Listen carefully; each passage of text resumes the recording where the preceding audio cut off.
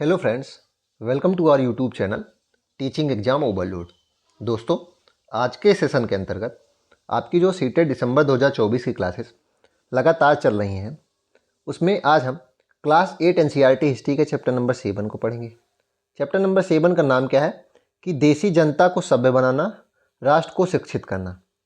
अगर सिंपल शब्दों में बताया जाए कि अंग्रेज़ों ने भारत में जो शिक्षा नीतियाँ लाई, आज हम उसके बारे में जानेंगे कि विलियम जोन्स ने क्या किया, एडम की रिपोर्ट क्या थी, ठीक है, उसके बाद मैकाले की रिपोर्ट क्या थी। ये सारी चीज़ें आज हम जानेंगे। तो चलिए फिर सेशन को शुरू करने से पहले हमारी एक रिक्वेस्ट है कि हमारे चैनल को लाइक करें, सब्सक्राइब करें तथा ज़्यादा से ज़्यादा शेयर करें। चलिए देखते हैं इसमें पहला पॉइंट क्या है। पहला पॉइंट है कि सन 1783 में विलियम जोन्स नाम के एक सज्जन कलकत्ता आए थे। कहाँ आए? कलकत्ता आए, ठीक है, ध्यान रखिएगा। ये अच्छे व्यक्ति माने जाते हैं, भारत के लिए हितकारी माने जाते हैं। इन्हें ईस्ट इंडिया कंपनी द्वारा स्थापित किए गए सुप्रीम कोर्ट में जूनियर जज के पद पर तैनात किया गया था। तो ये जो 1773 का रेगुलेटिंग एक्ट बना था ना, उसमें से जो 1774 में सुप्रीम कोर्ट की स्थापना हुई थी, कहाँ? बंगाल में, और उसमें ये जूनियर जज के पद पर तैनात हुए। कानून का माहिर होने के साथ साथ ये भाषाविद भी थे। भाषाविद नहीं, यहाँ अदा कर ली, भाषाविद मतलब भाषाओं के ज्ञाता थे। ये ऑक्सफोर्ड में ग्रीक और लैटिन का अध्ययन किए थे, फ्रेंच और अंग्रेजी भी जानते थे, और अपने दोस्तों से अरबी भी सीखने के अलावा फारसी भी सीख चुके थे। अब सोचिए, इतनी भाषा सीख चुके थे और यहाँ आने के बाद हिंदी में भी अपनी रुचि दिखा रहे थे। कलकत्ता में आने के बाद वो रोजाना घंटों संस्कृत, हिंदी नहीं, संस्कृत की बात होगी, संस्कृत विद्वानों के साथ बैठकर उन संस्कृत की बारीकियाँ, व्याकरण और संस्कृत काव्यों का अध्ययन ये करने लगे थे, ठीक है। एशियाटिक सोसाइटी की स्थापना यही करेंगे 1784 में। कब? 1784 में एशियाटिक सोसाइटी की स्थापना ये करेंगे सर विलियम जोन्स। कुछ ही समय में उन्होंने कानून, दर्शन, धर्म, राजनीति, नैतिकता, अंकगणित, चिकित्सा विज्ञान और अन्य विज्ञानों की जो प्राचीन पुस्तकें थी, मतलब कि जितने भी इंपॉर्टेंट जो जॉनरा हो जाते हैं, जितने भी इंपॉर्टेंट सेक्शन होते हैं बुक्स के, उसका सबका संस्कृत की अध्ययन इन्होंने कर लिया था, जो संस्कृत की थी, ठीक है। जोन्स ने ये पाया कि उस समय कलकत्ता में तैनात बहुत सारे अंग्रेज अफसर भी उनके जैसे दिलचस्पियाँ रखते हैं। तो जोन्स ने ये भी देखा कि जैसे उनकी दिलचस्पी संस्कृत भाषा में है, और भी अंग्रेजों की कुछ उसमें से और भी ऐसे अन्य व्यक्ति थे जो संस्कृत सीखना चाहते थे, ठीक है। हेनरी टॉमस कोलनक, नेथोनियल हॉलहेड भी इनमें से एक थे, ठीक है। ये भी भाषाएं सीखना चाहते थे संस्कृत, और फारसी रचनाओं का अंग्रेजी में अनुवाद कर रहे थे और प्राचीन भारतीय विरासत को समझने में प्रयास में लगे हुए थे। इन लोगों के साथ मिलकर जोन्स ने एशियाटिक सोसाइटी ऑफ बंगाल का गठन किया। तो इन लोगों को मिलाकर जोन्स ने क्या किया था? एशियाटिक सोसाइटी ऑफ बंगाल, यानी बंगाल में एशियाटिक सोसाइटी की स्थापना की थी। एशियाटिक रिसर्च नामक एक शोध पत्रिका भी ये निकाले थे। तो प्रश्न बनता है, एशियाटिक रिसर्च जो ये क्या है, ये पत्रिका है, किसकी है? विलियम जोन्स की है, ठीक है। एशियाटिक सोसाइटी की स्थापना बंगाल में 1784 में विलियम जोन्स द्वारा की गई थी। 1781 में अरबी, फारसी, इस्लामिक कानून के अध्ययन को बढ़ावा देने के लिए कलकत्ता में एक मदरसा खोला गया था 1781 में। 1791 में बनारस में हिंदू कॉलेज की स्थापना की गई ताकि वहाँ प्राचीन संस्कृत ग्रंथों की शिक्षा दी जा सके और देश का शासन चलाने में मदद मिले। लेकिन कंपनी के सभी जो अफसर थे, इन बातों पर विचार ये नहीं सहमत थे। बाकी जो बहुत सारे अफसर थे वो क्या मानते थे कि जो इंग्लिश है वही ही सबसे बेस्ट है, जो इंग्लिश लैंग्वेज है वो सबसे बेस्ट है, ठीक है। बाकी सारी लैंग्वेज सबसे खराब मानते थे, ये इंग्लिश को बेस्ट मानते थे। बहुत सारे जो प्राच्यवादी यानी जो पुरानी विचारधाराओं के लोग थे, उनके कटु आलोचक थे, ठीक है। अब वर्नाकुलर क्या होता है? वर्नाकुलर यह शब्द आमतौर पर मानक भाषा से अलग किसी स्थानीय भाषा या बोली के लिए इस्तेमाल किया जाता है। वर्नाकुलर क्या होता है? मतलब कि एक स्टैंडर्ड लैंग्वेज होती है और कुछ बोलियां होती हैं, कुछ स्थानीय भी लैंग्वेज होती हैं। तो वर्नाकुलर का अर्थ यही है कि जो आपके एरिया की एक मानक भाषा होगी, जैसे कि हिंदी होती है, ठीक है। असम में असमिया हो जाएगी, लेकिन असमिया के अलावा अगर उस क्षेत्र में कुछ और असम राज्य में भी अगर आप जगह जगह पे जाएंगे तो थोड़ा असमिया में भी परिवर्तन आएगा, जिसे बोली कहते हैं, स्थानीय भाषा भी कह सकते हैं। जैसे कि अगर यूपी में मान ले तो इस मानक भाषा तो हिंदी है, लेकिन हिंदी में राजस्थानी हिंदी, हिंदी के भी 5 भाग आप देखते हैं, कन्नौजी हिंदी देख लेंगे, अवधी देख लेंगे ना, मागधी देख लेंगे, अर्धमागधी। तो ये सब क्या है कि स्थानीय भाषा, इसे ही वर्नाकुलर कहा गया कि जो मानक भाषा है उसके अलावा जो अन्य स्थानीय भाषा या मानक भाषाएं अन्य भाषाएं हैं वो वर्नाकुलर कही जाएंगी। भारत जैसे औपनिवेशिक देशों में अंग्रेज रोजमर्रा इस्तेमाल की स्थानीय भाषा और साम्राज्यवादी शासकों की भाषा अंग्रेजी के बीच फर्क को चिन्हित करने के लिए इस शब्द का इस्तेमाल करते हैं। मतलब कि जो इंग्लिश थी और जो स्थानीय भाषा थी, इनके बीच में फर्क दर्शाने के लिए वर्नाक्यूलर शब्द का यूज होता था। अगला पॉइंट देखते हैं। प्राच्यवादियों पर हमला करने वालों में से जेम्स मिल प्रमुख थे। जेम्स मिल, ध्यान रखिएगा, जेम्स मिल के बारे में आपको बताया गया ना, early British history of India, इन्होंने ही लिखी थी, ठीक है। और ये प्राच्यवादियों पे हमला करने वालों में थे, और ये जो भारतीय भाषाओं थे उनके कटु आलोचक थे और अंग्रेजी भाषा के प्रबल समर्थक माने जाते थे, ठीक है। अंग्रेजों को देसी जनता को खुश करने और उसका दिल जीतने के लिए जनता की इच्छा के हिसाब से या उनकी भावनाओं को ध्यान में रखते हुए शिक्षा नहीं देनी चाहिए थी, ये इनका विश्वास था। इनका विश्वास क्या था कि जो अंग्रेज हैं उनको केवल देसी जनता को खुश करने के लिए, उनके हिसाब से काम करने के लिए, उनकी इच्छाओं के लिए शिक्षा नहीं देना चाहिए। क्या अच्छा है, यानी कि अंग्रेजी भाषा की शिक्षा देना चाहिए। सीधे तौर पे ये उल्टा सीधा घुमा के ये कह रहे थे कि अंग्रेजी की शिक्षा दीजिए, चाहे जनता खुश हो या ना खुश हो। 1830 के दशक तक प्राच्यवादियों का विरोध और तीखा हो गया था। थॉमस बेबिंगटन, मैकाले, इन आलोचकों में सबसे मुखर और प्रभावशाली विचारक थे। तो मैकाले के मिनट आप आगे देखेंगे कि मैकाले क्या थे। ये प्राच्यवादियों के और भी विरोधी थे, ठीक है, तीखे आलोचक भी थे। वह भारत को असभ्य देश मानते थे, ठीक है। अभी इनका आप एक कथन भी पढ़ेंगे, ये भारत को असभ्य मानते थे। इनका कथन क्या है कि इनका कथन ये था कि जो इंग्लैंड का कोई एक क्षेत्र है या पूर्वी देश, इंग्लैंड या पूर्वी देश का जो एक कोई भी पूर्वी क्षेत्र का कोई देश है, उसका जो एक लाइब्रेरी है, एक लाइब्रेरी का एक जो खाना होता है, मतलब एक साइड का जितने भी बुक्स हैं वो पूरे भारत के साहित्य के बराबर है, ये कहते थे। इनका ये कथन था। ये भारत को असभ्य देश मानते थे।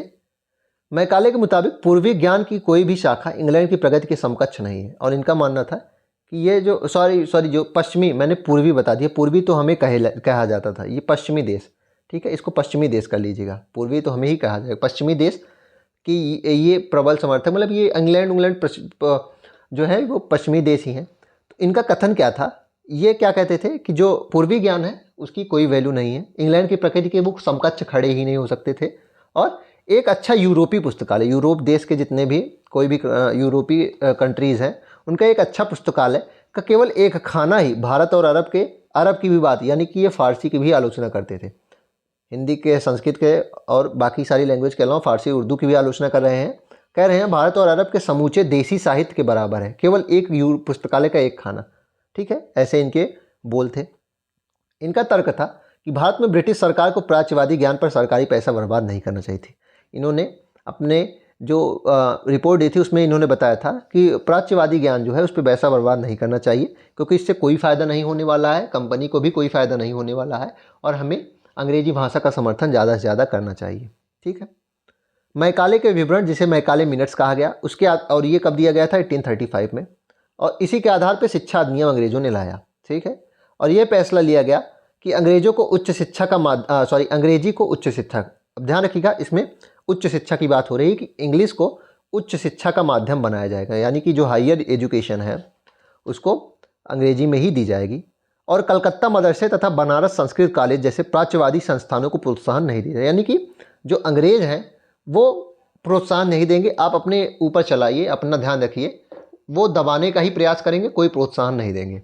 जैसे कि बनारस संस्कृत कॉलेज हो गया, ठीक है, कलकत्ता के मदरसे जो 1781 में खुले थे, ठीक है, ये सारी चीज़ें।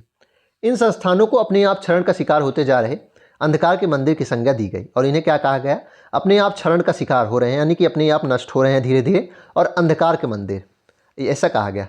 और अब स्कूलों के लिए भी अंग्रेजी की पाठ्य पुस्तकें छपने लगी, और स्कूलों में भी अंग्रेजी की बुक्स छपने लगी। 1854 में क्या हुआ कि 1854 में ईस्ट इंडिया कंपनी के लंदन स्थित कोर्ट ऑफ डायरेक्टर्स ने भारतीय गवर्नर जनरल को शिक्षा के विषय में एक नोट भेजा। कंपनी के नियंत्रण मंडल के अध्यक्ष कौन थे, वुड थे, ठीक है, वुड थे, और वुड पूछा जाएगा, वुड जो थे इन्हीं के नाम पे एक डिस्पैच आया, वुड डिस्पैच, जो कब आया, 1854 में। वो कब आया, 1854 में। मैकाले विवरण 1835 ना, मैकाले विवरण 1835, इसको ध्यान रखिएगा। और ये चूंकि कंपनी के नियंत्रण मंडल के अध्यक्ष थे, इसलिए वुड के नाम से ही इस जो पत्र है, नीति पत्र है, इसको जारी किया गया और वुड का नीति पत्र या वुड का डिस्पैच कहा गया। और इसमें क्या बताया गया था कि शिक्षा नीति के बारे में बताया गया कि किस प्रकार शिक्षा नीति जो है उसको हम प्रदर्शित करेंगे, कि भारत में लागू की जाने वाली शिक्षा नीति की रूपरेखा स्पष्ट की गई। और ये बताया गया कि एक बार फिर कि प्राच्यवादी जो ज्ञान है उसके स्थान पर यूरोपीय शिक्षा को अपनाने से कितना लाभ प्राप्त होगा। मतलब इसमें लोगों को ये दिखाना, मतलब लोगों को उत्साहित किया जा रहा था, लोगों को अपनी ओर आकर्षित किया जा रहा था कि जो आपका जो ज्ञान है उसका कोई अर्थ नहीं है, आपको अंग्रेजी का भी ज्ञान होना चाहिए। अगला पॉइंट है 1857 में जब मेरठ और दिल्ली में सिपाही विद्रोह हुआ था, सिपाही क्रांति जब हुई थी, जिसका अगर निशान पूछा जाए तो निशान क्या है? अब आ गया है प्रश्न तो पूछ ही लेते हैं। 1857 क्रांति का निशान क्या है बताइए? रोटी और कमल। क्या है? रोटी और कमल। इसी एनसीईआरटी का प्रश्न है कि किस धर्म को 1857 की क्रांति के दमन के बाद अंग्रेजों ने सबसे ज़्यादा किसको संदेह के दृष्टि से देखा था? तो वो मुस्लिम को। किसको? मुस्लिमों को ना, ध्यान रखिएगा, वो मुस्लिमों को, इसको ध्यान रखिएगा। और 1858 के चार्टर से ही जो है कंपनी का अधिकार जो सीधा क्राउन को ही हस्तांतरित कर दिया गया था। तो 1857 में जब सिपाही क्रांति हुई उस समय कलकत्ता, मद्रास और बम्बई विश्वविद्यालयों की स्थापना भी की जा रही थी। स्कूली शिक्षा प्रणाली में परिवर्तन के प्रयास भी किए गए थे। अगला पॉइंट है 19वीं सदी में भारत में सक्रिय ईसाई प्रचारकों ने व्यवहारिक शिक्षा के पक्ष में दिए जा रहे तर्कों का भारी विरोध किया। ठीक है, तो जो व्यवहारिक शिक्षा का पक्ष जो दिया जा रहा था उसमें जो सक्रिय ईसाई प्रचारक थे उन्होंने इसका विरोध किया। और इनका मानना था कि शिक्षा का उद्देश्य लोगों को नैतिक चरित्र में सुधार लाना होता है और नैतिकता का उत्थान केवल ईसाई शिक्षा के जरिए ही संभव है। तो ईसाई जो धर्म के लोग थे वो ईसाई शिक्षा को बात कर रहे थे, वो अपने धार्मिक शिक्षा, यानी कि एक शिक्षा ऐसी भी होती है जिसमें धर्म को प्रबल माना जाता है ना, धर्म को केंद्र में रख के शिक्षा दी जाती है। तो ईसाई लोग इस प्रकार की शिक्षा का समर्थन कर रहे थे और व्यवहारिक शिक्षा का विरोध कर रहे थे। अगला पॉइंट है 1813 तक ईस्ट इंडिया कंपनी भारत के प्रचारक गतिविधियों के विरुद्ध थी।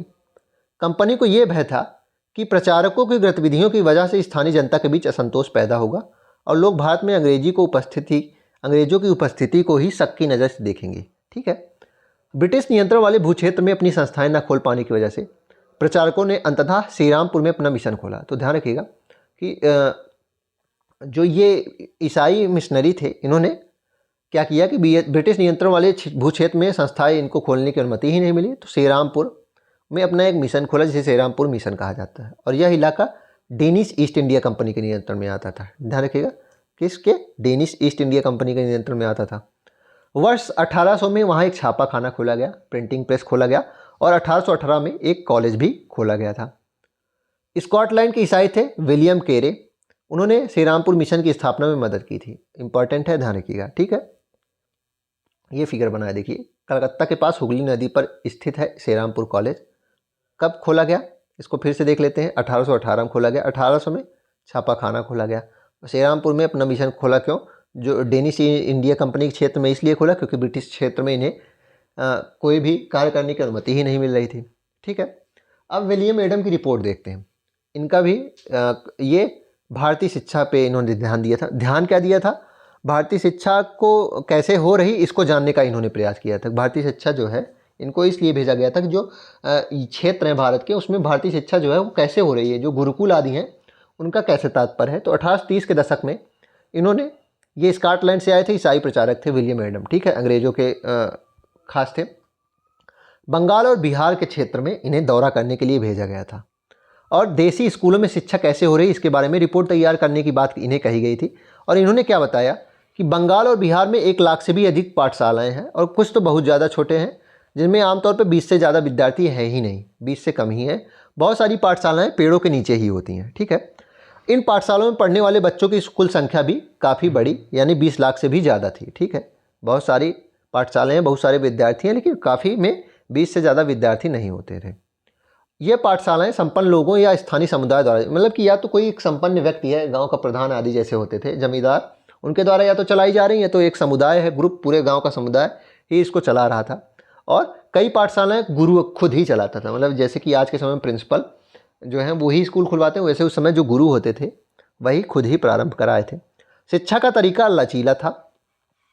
आज आप जिन चीज़ों की स्कूल से उम्मीद करते हैं उनमें से कुछ चीज़ें उस समय की पाठशालाओं में भी मौजूद थी। बच्चों की फ़ीस निश्चित नहीं थी, जो जितना दे देता था गरीब को कम लिया जाता था, मतलब कि एक फ़ीस निश्चित नहीं थी। बुक्स नहीं होती थी, ध्यान रखिए बुक्स नहीं होती थी। पाठशाला की इमारत जो होती थी वो अलग नहीं होती थी। बेंच और कुर्सियाँ भी नहीं होती थी। ब्लैक बोर्ड नहीं होते थे, एडम ने बताया है। अलग से कक्षाएँ लेने, बच्चों को हाजिर लेने का कोई इंतजाम नहीं था, मतलब सभी बच्चों को एक साथ बैठाया जाता था, चाहे आप 10 साल के हैं, चाहे 15 साल के हैं, चाहे आपका बौद्धिक पक्ष कैसा भी है।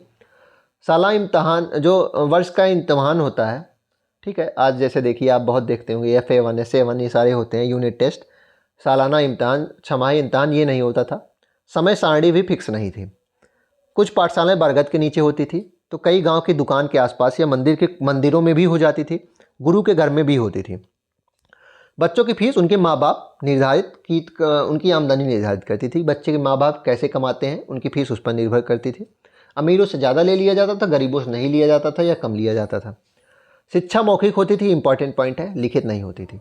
और क्या पढ़ाना है या विद्यार्थी नहीं निश्चित करता था, या गुरु खुद तय करता था कि विद्यार्थी की ज़रूरत क्या है। अलग अलग कक्षाओं में नहीं बिठाया जाता था, ये बात बता दी गई है। सभी एक जगह बैठते थे, एक साथ बैठते थे, ठीक है। अलग अलग स्तर के विद्यार्थियों को साथ में ही ग्रुप अलग अलग तरीके से बात करते थे। एडम ने यह पाया कि यह लचीली प्रणाली स्थानीय आवश्यकताओं के लिए काफ़ी अनुकूल है। उदाहरण के लिए फसल की कटाई के समय कक्षाएं बंद हो जाती थी। अब सोचिए, स्थानीय जो आवश्यकताएं हैं उनके अनुकूल कक्षाएं थी, क्योंकि जब फसल कटाई है उसमें बच्चे भी हाथ बटाते थे, इसलिए जो है वो कक्षाएं बंद हो जाती थी, ठीक है। कटाई और अनाज निकल जाने के बाद कक्षाएं फिर से शुरू हो जाती थी, और इसका परिणाम यह था कि साधारण काश्तकार के बच्चे भी पढ़ाई कर सकते थे। महात्मा गांधी के 2 कथन दिए गए हैं, इसमें बहुत इंपॉर्टेंट है। पहला है, अंग्रेजी शिक्षा ने हमें गुलाम बना दिया है। पहला कथन महात्मा गांधी क्या है, अंग्रेजी शिक्षा ने हमें गुलाम बना दिया है। दूसरा, इन्होंने ये कहा था कि साक्षरता ही शिक्षा नहीं होती, मतलब कि हर व्यक्ति साइन कर ले रहा है, अगर एक व्यक्ति सिग्नेचर करने में सक्षम है तो वो शिक्षित है, ये नहीं है। वो शिक्षित जरूरी ही नहीं है कि वो है। साक्षरता होना ही शिक्षा नहीं है, शिक्षित होना अलग बात है, साक्षर होना अलग बात है। महात्मा गांधी का ये कथन था, ठीक है।